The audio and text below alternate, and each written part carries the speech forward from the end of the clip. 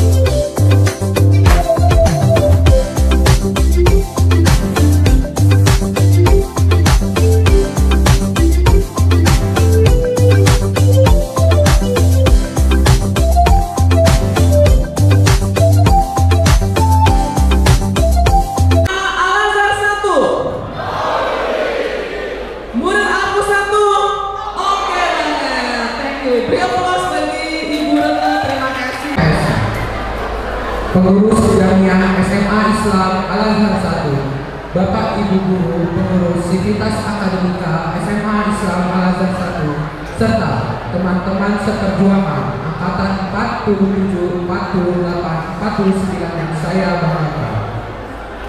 As Master of Ceremony, let me introduce ourselves. My name is Naura Ramdan Yolanda from 11 Sains 2 and my partner Daviki Aulia Kahfi. Selamat datang kepada para Sivitas Akademika SMA Islam Al-Azhar 1 dalam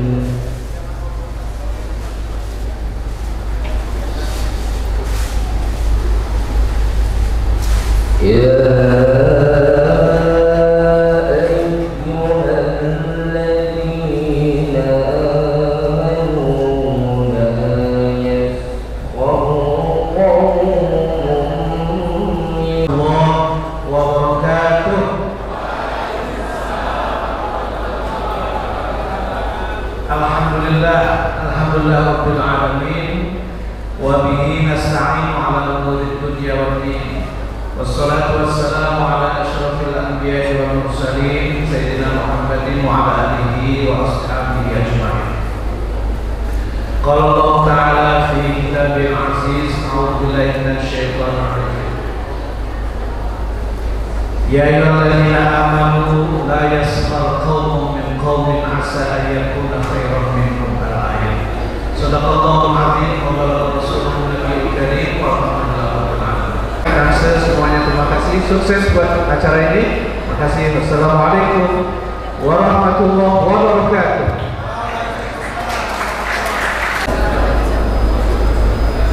Mari kita mengangkat kedua tangan kita tundukkan kepala kita belajar kepada Allah. Semoga kegiatan pada pagi hari ini diberikan keberkahan dan mendapatkan ridha dari Allah Subhanahu wa taala. Astaghfirullahaladzim, astaghfirullahaladzim, astaghfirullahaladzim. A'udzu billahi minasyaitonir rajim. Bismillahirrahmanirrahim. Alhamdulillahi Rabbil Alamin. Wassalatu wassalamu.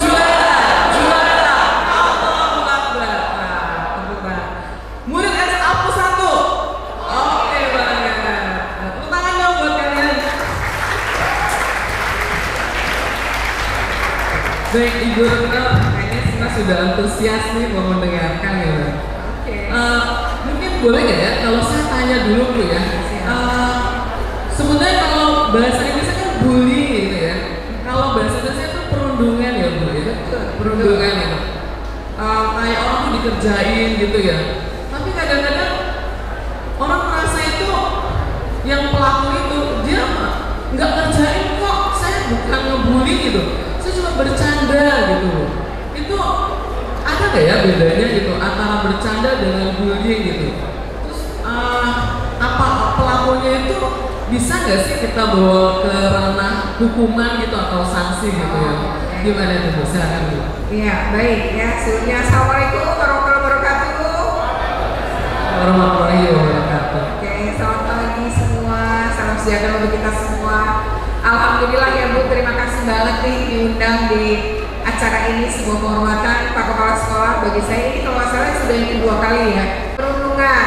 Terus, untuk juga banyak laki-laki. Yang kedua adalah mungkin kalau kata bully semua pernah dengar ya. Siapa yang pernah mendengar kata bully? Wah, semua nih ya. Oke, baik. Adik-adik, pertanyaan Ibu nih bagus banget.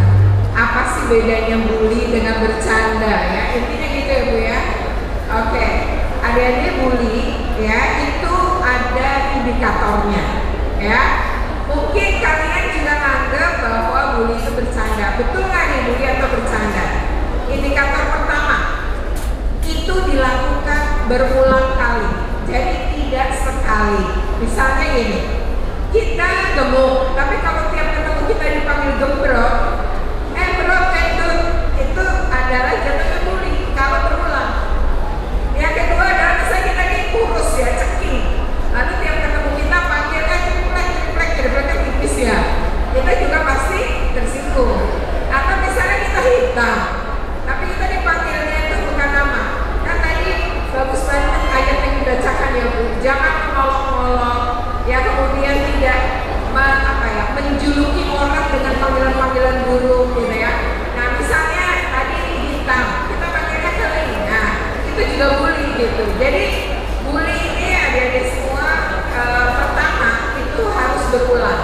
Jadi kalau hanya satu kali bisa jadi itu bukan bully. Ya jadi misalnya gini, wah hari ini lo kayaknya lecek banget sih, jelek. Nah itu bukan bully kalau hari itu aja dia ngomongnya dan besok-besok dia nggak ngomong hal yang sama. Paham ya dari situ ya. Kedua, nah relasi kuasanya terjadi. Misalnya gini, kakak kelas terhadap adik kelas, orang tua kepada anak. Bully orang tua ke anak itu bisa jadi adik-adik. Misalnya kalian dibanding-bandingkan, itu berulang. Kok kamu gak kayak sini, kamu gak kayak situ, itu bully jatuhnya. Karena apa? Prinsipnya menyakitkan memang. Kamu gak bisa nerima walau hanya dibanding-bandingkan. Nah, jadi relasi kuasa guru ke murid, orang tua ke anak, kakak kelas kepada adik kelas. Atau kalau kalian satu level, itu ada relasi kuasa yang lebih tinggi. Misalnya dia lebih kaya secara status ekonomi, bisa lebih tinggi dari yang dibully. Jadi adik-adik nggak mungkin kebalik. Misalnya guru-guru ngebully kepala sekolah tuh nggak mungkin gitu. Atau adik-adik ngebully adik kelas, ngebully kakak kelas itu dia cari penyakit gitu. Jadi nggak mungkin. Jadi bully itu ada relasi kuasa di mana pelaku punya relasi kuasa lebih tinggi. Dan yang ketiga, nah ini paling penting ya Bu, bahwa bully itu menyakitkan, merendahkan, mempermalukan, menindas jatuhnya. Jadi kalau memenuhi semua itu baru bully gitu adik-adik ya. Nah yang berikutnya lagi, kalau bercanda gimana? Kalau bercanda gimana? Adik-adik pasti pernah bercanda. Kalau bercanda dua-duanya senang nggak? Senang. Jadi prinsip dua-duanya ketawa, dua-duanya senang tuh bercanda. Kalau bully yang satu senang, yang satu tersakiti ya. Jadi nggak bisa dibilang bercanda, Bu. Bercanda itu harus dua-duanya senang. Kalau dua-duanya nggak senang, itu namanya konflik.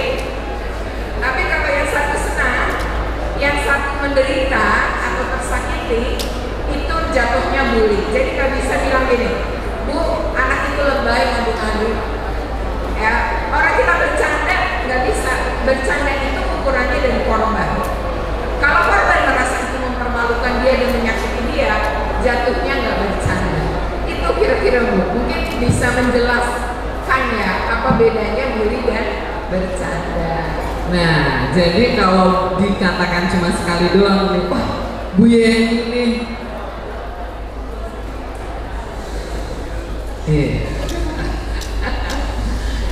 Kalau cuma satu kali aja bilang Bu Yeni nih udah cantik, padat bergizi lagi, nggak apa-apa hari doang. Tapi kalau setiap ketemu Bu Yeni bilang, Bu Yeni gede banget gitu. Padahal kan cuma pura-pura gede gitu. Berarti kalau berulang dan menyakitkan pertama dia. Kalau menyakitkan, kamu bilang bercanda, itu udah pasti jatuhnya bully. Ya. Kalau yang korbannya nggak suka gitu ya. Nggak terima. Misalnya ya mungkin saya dengan Bu Yeni bercanda-canda nih dengan bawa kepala sekolah. Kita ketawa-ketawa. Tidak kan kalau kita lagi bercanda itu suka nambah-nambahin ya. Nah, ternyata pada satu titik awalnya nggak apa-apa, berikutnya mukanya berubah. Oh, berarti dia tersinggung. Nah, kita harus peka, berhenti. Berarti jangan dilanjutin. Ya, gitu. berarti kan jatuhnya nggak bully. Berarti nggak bully. Berarti orang tua juga nggak bully dong, Bu? Kadang bisa. Bisa. Nah, bagaimana ya, Bu? Kalau orang itu kan biasanya yang pelaku pembuli itu kan biasanya orang yang kakak tingkat, Ya, relasi orang kuasa. tua, kepala sekolah. Mungkin nggak ya, gitu kan? Berarti kan orang yang di atas kita gitu loh, Bu. Itu gimana ya cara kita mengatasinya atau menyampaikannya gitu? Ya. Baik, pertama kan sekarang ada tim PPK ya Pak ya, tim pencegahan penanganan kekerasan di satuan pendidikan, sebagaimana amanat Permendikbudristek 46 tahun 2023 tentang pencegahan dan penanganan kekerasan di satuan pendidikan. Kenapa itu ada? Kenapa Kemendikbud sampai mengeluarkan itu? Karena Kemendikbud itu tahu lewat data-data Sulinjak, rapor pendidikan, dan kasus-kasus yang terjadi di sekolah. Kemendikbud itu mengakui terjadi kekerasan di satuan pendidikan, bahkan menyebut ini sudah pada level darurat kekerasan. Coba adik-adik dengar nggak kasus terakhir ini ya? Anak tidak mau sholat duha, disuruh sholat duha berkali-kali nggak sholat. Lalu gurunya mengambil kayu yang berpaku dan dilemparkan mengenai bagian kepala si anak. Kan kepala belakang itu isinya ini kan otak ya, tertancap dan langsung tidak sadarkan diri jatuh terlentang, kan semakin menusuk kepala. Nah itu akhirnya meninggal, langsung meninggal. Tujuannya mendisiplinkan, tapi harusnya tidak dengan kekerasan. Atau kasus yang kedua itu ada misalnya anak ini kebetulan di wilayahnya di Indonesia Timur ya Bu, dia itu nggak hafal ayat kitab sucinya. Nah guru agamanya nyuruh maju karena dia nggak hafal, dia dihukum squat jam 100 kali. Padahal ini kalau dalam guru olahraga nggak mungkin guru olahraga itu menghukum anak squat jam 100 kali, itu nggak mungkin karena itu berat. Nah guru olahraga ngerti bahwa ini seberapa takaran. Kalau guru lain mungkin enggak.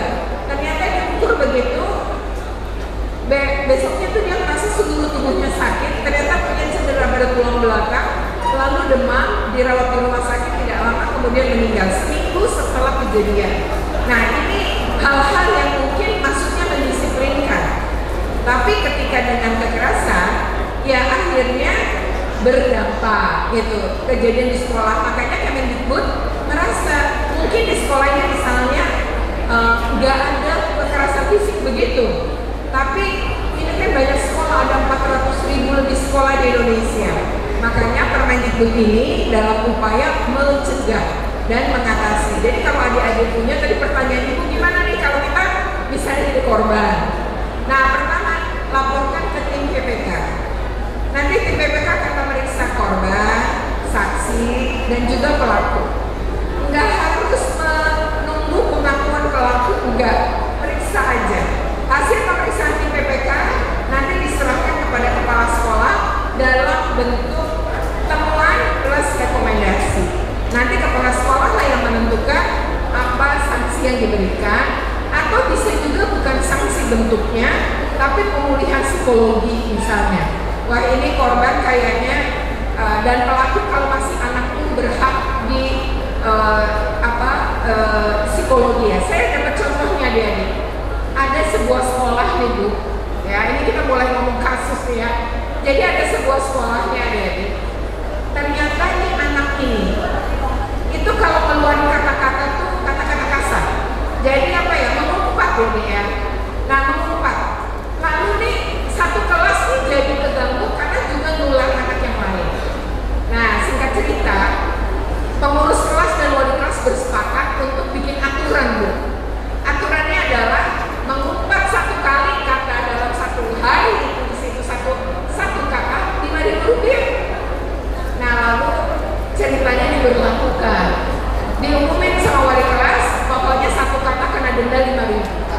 Nah ternyata baru aja diumumin, anak yang sering mengumpat itu langsung melakukan pengumpatan.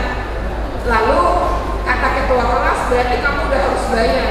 Dia maju ke depan, keluarin dompet, terus dia kasih uang 100.000 sambil ngomong gini, ini deposit 19 kata. Jadi lalu saya bilang, itu gurunya kan konsultasi dengan saya. Lalu gimana ya Bu ini cara nanganin anak ini? Bu, ke psikolog aja. Anak ini harus di assessment. Mungkin ada sesuatu yang bermasalah karena dia itu anak laki-laki, pintar, ganteng, segalanya. Lalu kenapa dia mengumpat seperti itu? Pasti ada sesuatu. Karena kita tidak melakukan konseling atau tidak melakukan assessment, kan nggak bisa ngambil kesimpulan. Setelah di assessment Bapak Ibu, tahu nggak anak itu kenapa mengumpat? Begitulah cara dia melepaskan stres Bu. Jadi dia anak tunggal. Dia bilang sama psikolognya, setelah beberapa kali ini dia bilang, saya dalam hidup saya tidak pernah menentukan apa yang saya mau. Tapi semua karena dia punya masalah.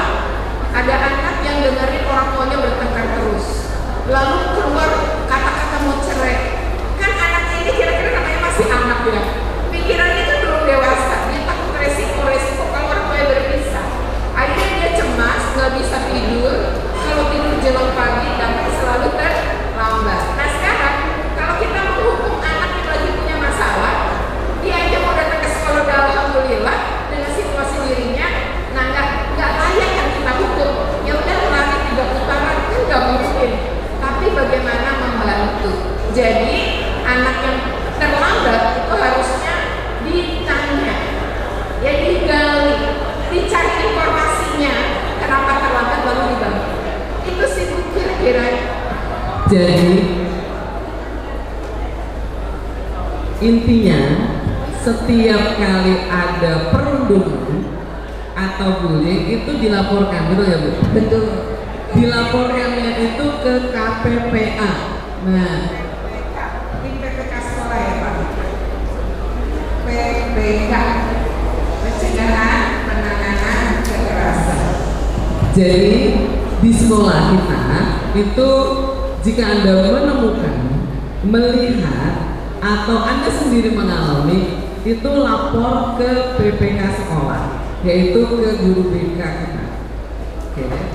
Nanti sekolah itu akan melakukan assessment, mencari tahu, dan akhirnya kita akan menemukan solusi bersama. Itu.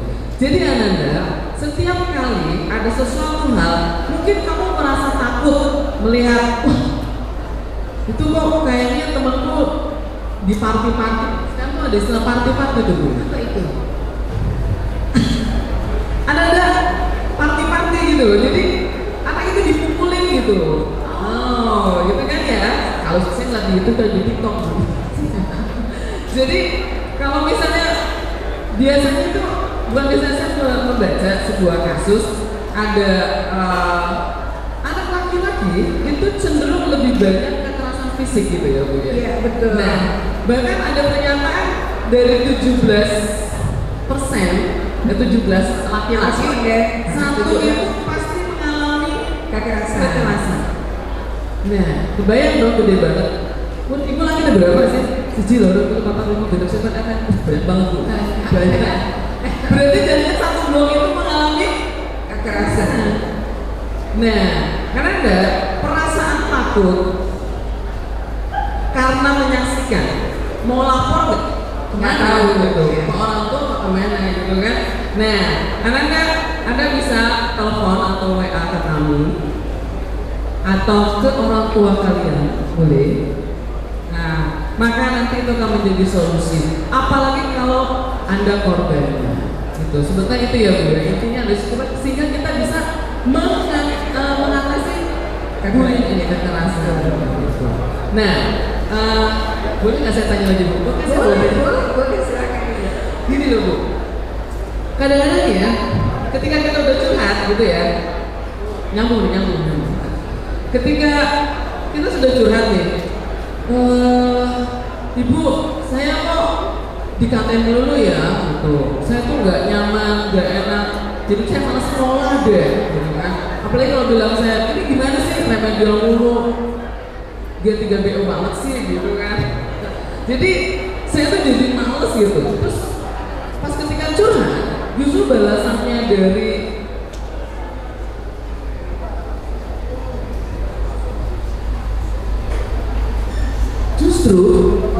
dari orang yang kita curhatin itu balik malah nyakitin. Misalnya gini, ya salah lu sih culun banget, ya lu sih lagi bau banget sih lo gitu, ya lu sih penakut banget, lawan dong lah. Ini gimana sih jadi nggak bisa menyelesaikan masalah? Atau kadang-kadang ada juga orang tua yang bilang gini, mama aku tuh dipukul gitu. Ya udah balas pukul aja lagi. Kayaknya dia gitu. Nah, jadi apa hal seperti itu tuh gimana ya? Kita mau lapor ternyata yang lapor kok malah balik nyalahin kita, padahal korban, kita kan korban, kok malah kita disalahin. Sementara pelakunya itu bebas aja gitu. Nah, gimana tuh Bu? Ya, playing victim ya. Iya, memang kalau kita menggunakan data kekerasan ya Bu ya. Jadi ada data dari Kementerian PPA ya, tampil di dalam PPT kita ini. Kementerian Pemberdayaan Perempuan tahun 2022. Memang kasus kekerasan di sekolah itu pada tahun itu 806. Dari 806 kasus, 376-nya adalah pelakunya pendidik. Namun pelakunya peserta didik itu 3 kali lipat kasusnya, 2.230. Wow. Jadi kasusnya itu lebih banyak adalah anak-anak itu sebenarnya melakukan pengeroyokan. Jadi anak-anak itu akan berangkat dari gini. Anak ini mungkin korban kekerasan di rumah. Kekerasan itu kadang-kadang harus dipukul sih Bu. Kekerasan psikis pun bisa berdampak.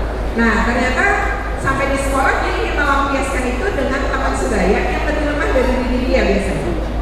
Nah teman yang lain kan melihat nih, wah lain kali bisa gua nih jadi korban, mendingan gua ikut membuli. Nah itu kebanyakan. Nah akhirnya jatuhnya pengeroyokan. Misalnya kasus Binus, mungkin kalian baca. Kasus Binus itu kan sebenarnya geng. Nah ini mulai tumbuh nih geng-geng model ini. Kenapa? Mereka itu kenapa sih masuk geng lalu padahal lewat cara dipukuli? Jadi untuk masuk itu harus dengan kekerasan. Nah lalu kenapa mereka mau dan ngebela-belain untuk masuk? Karena begitu masuk geng. Oke ya, demikian ya apa jalannya seminar ya anti bullying di SMA Al-Azhar 1 Kebayoran Baru ya. Semoga ini bermanfaat. Jika bermanfaat jangan lupa untuk di like, share, komen, dan subscribe. Bagi yang belum subscribe segera subscribe untuk terus terupdate dengan video pendidikan anak dan kulineran. Terima kasih. Wassalamualaikum.